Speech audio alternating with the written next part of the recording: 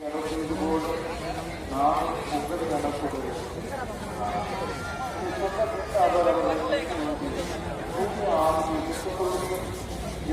பாவங்களை மன்னிப்பீர்களோ மன்னிக்கப்படும், எவருடைய பாவங்களை மன்னிக்காதீர்களோ அவை மன்னிக்கப்படாது.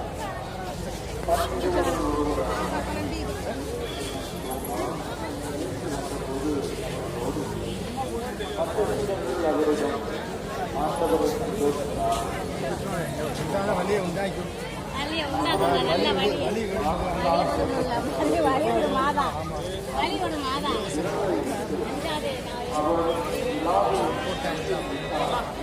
வசனம் போது